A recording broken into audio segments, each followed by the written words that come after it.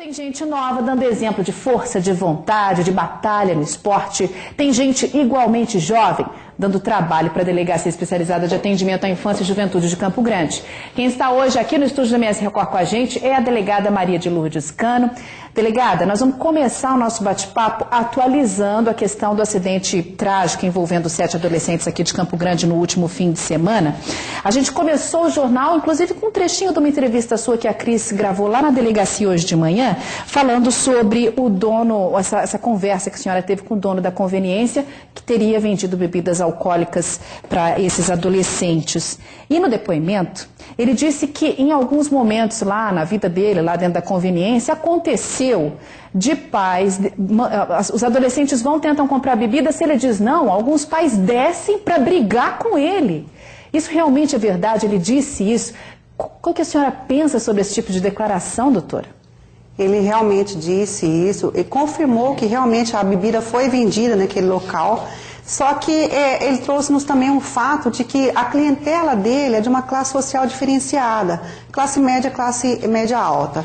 Então alguns pais chegam ao local, pedem para os filhos descerem, filhos menores de idade, irem até a conveniência e comprar cervejas ou outras bebidas alcoólicas. E quando ele se nega, o pai desce do veículo bastante bravo e por vezes eles querem até brigar com o proprietário, em decorrência de que eles alegam que eles, pais, estão no carro, então eles têm que vender sim.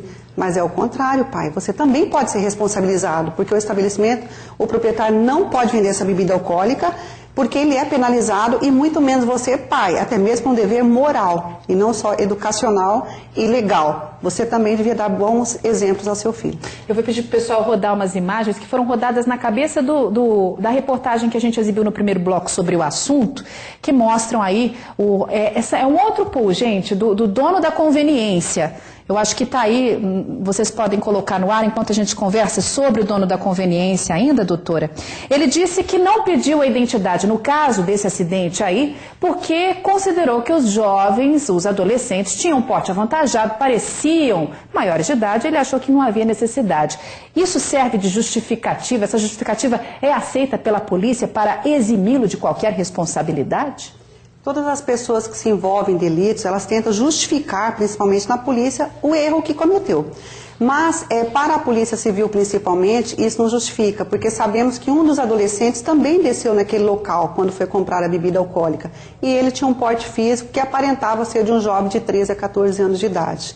Então, eu passaria essa orientação a todos os comerciantes, que mesmo eles imaginando que o jovem tem a sua maioridade penal, que já tem seus 18 anos completos, que ele peça um documento e que confirme essa idade, para que não ocorra tragédia, como ocorreu essa, principalmente com 1.500 metros de distância do local onde acabou de vender a bebida alcoólica. Quem não pede a identidade, né, a um menor de idade que vai comprar uma bebida alcoólica numa conveniência, no posto de combustível, ele tem aí um crime tipificado no Código Penal? É uma violação de lei? Ele pode ser penalizado criminalmente? Sim, o Estatuto da Criança e Adolescente, ele prevê que ceder, vender, dar, ainda que gratuitamente ou em comércio, bebida alcoólica a pessoas menores de idade, menores de 18 anos, ela está praticando o crime. Então aí não importa se ele foi omisso e não pedir a documentação ou se ele pediu. E sendo menor de idade, ele não pode vender em qualquer circunstância.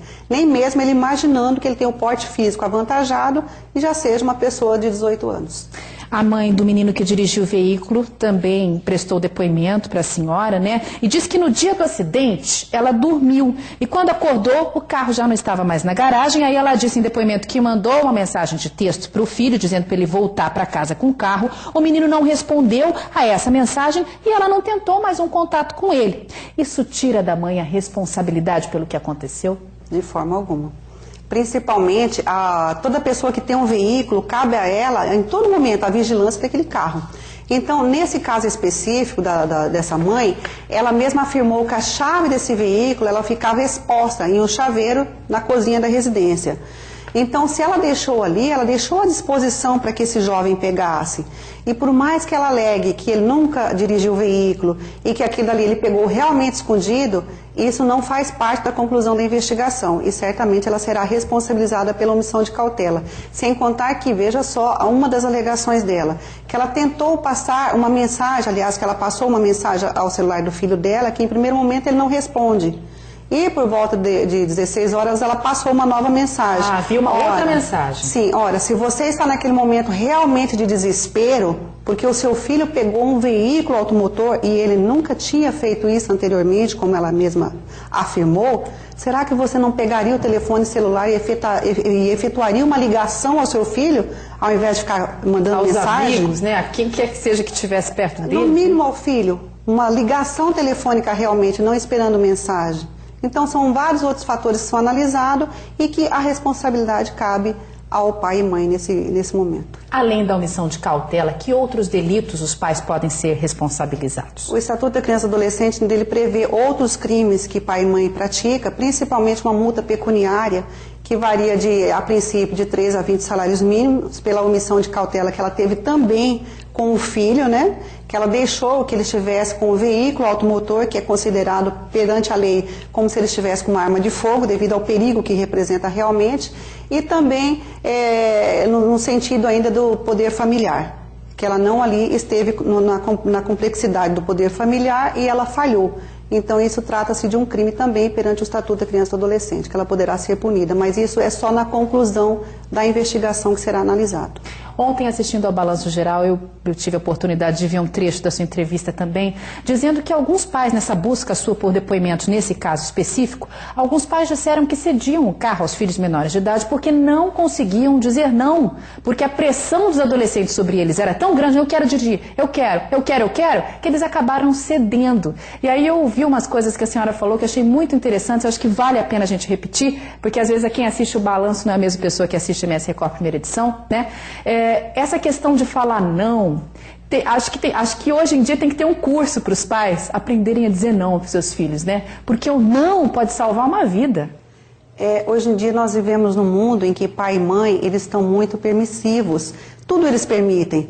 E às vezes, para não entrar num conflito com o próprio filho, que ele acha que o filho já cresceu, briga, né? Ele prefere dar. Então, esses pais que foram ouvidos, realmente eles disseram que os filhos já dirigem, alguns deles chegou a presentear o filho com um veículo com Essa apenas 15 anos. É verdadeira? É verdadeira, com apenas 15 anos de idade. Então, veja só, você presentear o filho com um veículo. Ah, mas eu determinei a ele que ele fosse apenas o trajeto escola, casa ou academia. Mas nenhum ser humano, nem nós somos assim, dirá um adolescente. Você vai entregar um veículo para ele e dizer o seguinte, você vai aqui e ali, e lá no outro local você não vai mais. Não existe essa possibilidade. Então o que pai e mãe tem que fazer, ao invés de ficar dando muito coisas materiais, que é o que ocorre hoje na nossa atualidade, passar a dar muito valores morais. Principalmente tirar os seus filhos da bebida alcoólica. Mas para tirar, o pai e mãe tem que sair. E o que nós vemos hoje em dia são vários pais e mães bebendo, seja um copo de uísque com gelo, ou seja uma pinga, mas bebe na frente dos seus filhos. E às vezes o próprio filho quer experimentar e pai e mãe achando que vai ficar só ali, cede o copo para o filho experimentar aquela bebida.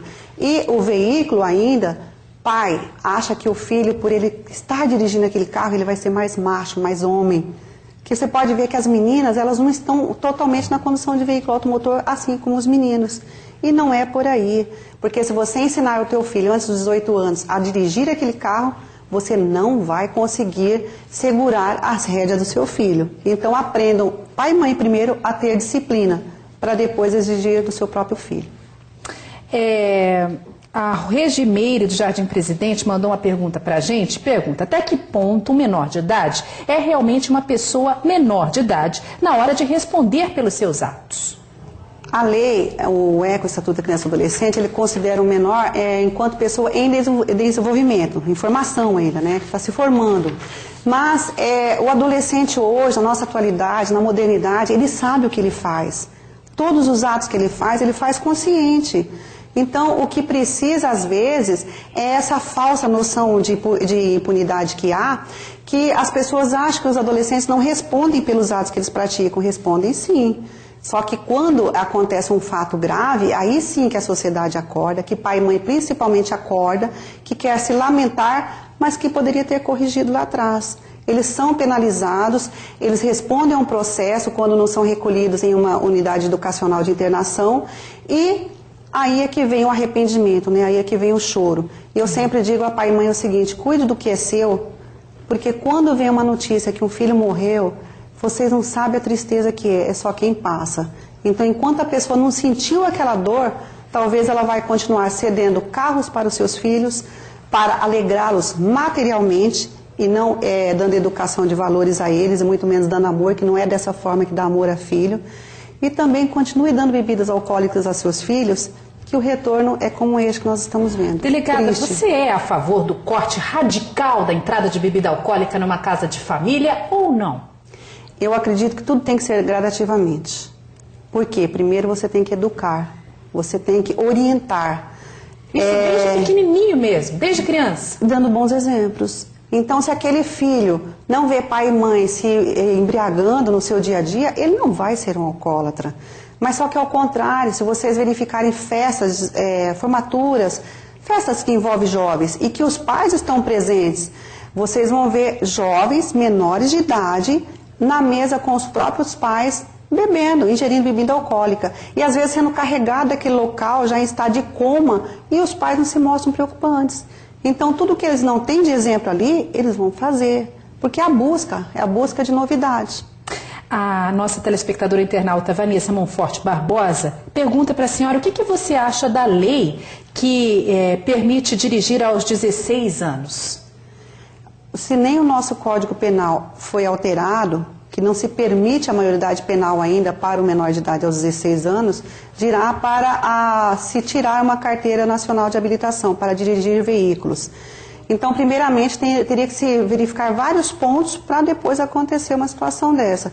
Agora, eu acredito o seguinte, que os nossos jovens, eles não estão ainda preparados para dirigirem. Mas não por não saberem dirigir. É uma situação que ainda não tem esse preparo dentro da própria casa. Então, se você liberar sem educar, o que vai ocorrer são tragédias como ocorre. A gente falou no primeiro bloco também que o dono da casa, pai de um dos adolescentes, dono da casa onde estava ocorrendo a festa, né, onde eles participaram, ele também pode ser responsabilizado, doutora? É isso mesmo? Com certeza. Nessa residência onde ocorreu o churrasco no sábado, lá foi servido bebida alcoólica. Embora a polícia já sabe que esse pai chegará na delegacia de polícia dizendo que lá não tinha bebida alcoólica coisa nenhuma. Só que o procedimento policial já está bem sustentado que lá foi servido bebida alcoólica, esse pai se fez presente nessa casa, só que não teve os cuidados devidos, ele não se preocupou. Qual o motivo dessa não preocupação desse pai ainda não se sabe. Mas o resultado, sim, que além de uma morte de um jovem de apenas 15, que completou seus 18 anos, vários outros adolescentes internados, inclusive o próprio filho dele. A situação de um deles, inclusive, é muito grave, né? Que é justamente o filho do dono da casa, onde estava sendo realizada a festa. Ele teve perda de massa encefálica, doutor? O estado dele é bastante agravado, inclusive a informação é que se teve, tanto que esse pai ia ser ouvido hoje pela manhã, não o foi, em decorrência de que, segundo relatos, o estado clínico desse filho teria piorado. Então, são certas coisas assim, que acontecem, às vezes, para pai e mãe terem verdadeira assim, noção do que é atribuído a eles, que é a educação realmente. Só que, doravante, eles têm que ter uma noção que eles também serão punidos. E punidos não só com o sofrimento, mas punido também na forma da lei. A Maria Aparecida, nossa telespectadora do bairro Amambaí, diz o seguinte, ela traz um depoimento, na verdade, mandou pra gente pela internet. Eu tenho 6 netos em casa e eles querem pegar a moto sem carteira de qualquer jeito. Ela diz que guarda dentro do quarto dela a chave e a moto fica dentro do quarto dela e a chave fica no pescoço dela. Ela diz que a maior responsabilidade dela é não dar a moto para eles e ela está certíssima, né, doutora? Ela está, inclusive, de parabéns, porque é o que a gente sempre diz, o veículo é de responsabilidade de quem tem a guarda, que é o proprietário ou quem está na casa. Então, quem é que conhece quem está ali dentro? É quem está convivendo. Pai e mãe conhecem seus filhos, sabe que eles podem vacilar, que carrega essa chave onde eles bem entenderem. Esse mas negócio que não de confiar em deixa adolescente e tratá-los como se fosse amiguinho não funciona não, né? É que cada um tem aquilo que conhece dentro da sua própria casa. Então, se você sabe que seu filho pode vacilar e querer pegar a chave desse veículo, então guarde na sua bolsa. Vai sair, leva no seu bolso, mas não deixe em casa. Agora, o que vale muito, que eu sempre insisto, é a educação. Olha, pai, mas o filho do fulano dirige, por que você não deixa eu dirigir? Eu não sou o pai do fulano, sou o pai seu. Enquanto você for meu filho, que será eternamente, você não vai dirigir. Aos 18 anos de idade, te colocam numa autoescola, você vai aprender a dirigir, aí sim, te darei um carro de presente. Né? Não se fala mais isso. Tem um papo circulando aí de que os meninos teriam atropelado um ciclista momentos antes do acidente. Isso é verdade? Então, há vários relatos desse caso, que inclusive esse menino teria se envolvido em um acidente, mas até agora não tem nada confirmado, embora vários outros fatores estão sendo investigados. Tem também uma situação que poderá se confirmar, que esse adolescente que conduzia esse veículo não foi a primeira saída dele do churrasco para comprar bebida alcoólica, já teria sido a segunda saída. Com o mesmo veículo. Então veja só, ele chegou numa festa com o carro, ele não chegou com alguém trazendo ele com o veículo, ele chegou sozinho, como se fosse uma coisa habitual, ele está dirigindo aquele carro com frequência. Então, não tem como enganar. A investigação sempre aponta o que verdadeiramente ocorreu. Agora eu vou pedir para o pessoal rodar umas imagens, uma imagem do dia que aconteceu hoje, doutor. Eu nem sei se a senhora está muito por dentro do que aconteceu, mas dessa agressão que ocorreu aí na entrada de uma escola municipal aqui de Campo Grande, a menina levou a faca dentro da bolsa e partiu para cima da rival, né? A uma de 14 e a outra de 15 anos. E elas nem mesmo sabem justificar exatamente por que uma agredindo a outra. E a gente fica com medo quando a gente vê isso, né? Porque ontem a gente falou aqui sobre nível de aceitação de risco. Nossos adolescentes estão sem noção de limite, né? Até que ponto eles podem se arriscar. E fazer uma coisa dessas, para agressor, inclusive, é muito arriscado, né? A nossa violência só vai diminuir, só vai acabar quando a família tiver a verdadeira noção da sua importância. Porque pode existir polícias, pode existir cadeias e vários outros locais. Mas o que vai mudar a nossa realidade é a própria família. Então, por isso que a DEAG está trabalhando também como forma preventiva, indo às escolas, falando com os pais, principalmente, e também com os professores. Porque houve um conflito muito grande, ultimamente, que as pessoas acreditam que os adolescentes só têm direitos e não obrigações. E esse conflito se tornou discente, alunos e professores, discentes mestres, né? E esses conflitos acabam chegando na delegacia de polícia, por conta de que os professores não têm mais o controle, os alunos não os obedecem mais, e por qualquer motivo, às vezes uma brincadeira, eles vêm acumular um fato mais grave e vão se acertar, como por exemplo, trazer facas, trazer arma de fogo, se reunir entre vários grupinhos para provocar brigas e até mesmo lesões corporais. Ocorrências de escolas, nós estamos atendendo em grande número e cada vez em casos assim que não justificam. Por que você fez isso? Eu não gostava da pessoa ou a pessoa não gostava de mim. Então você percebe que não tem motivo, que falta realmente um acompanhamento. Uma base familiar. Essa jovem, por exemplo, pai e mãe, será que ele teve vergonha de olhar a mochila dela quando saiu? Ué, mas eu vou revistar a mochila da minha filha todos os dias? Vai revistar, é um dever, sim, né? É pai e mãe. Se acha que o comportamento dela diferenciou, e o comportamento diferencia, não tem jeito.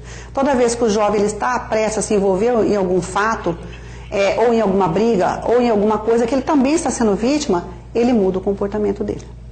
E aí que pai e mãe tem que estar mais atento. Tá certo, doutora, obrigada pelas informações. E o Leandro do bairro Caiçara dá um recado aqui para a polícia, acho que serve para a polícia militar. Ele quer que a polícia passe a fazer rondas nas imediações do aeroporto de Campo Grande, porque ele está denunciando aqui que tem jovem bebendo por lá, viu? É bom dar uma passadinha por lá.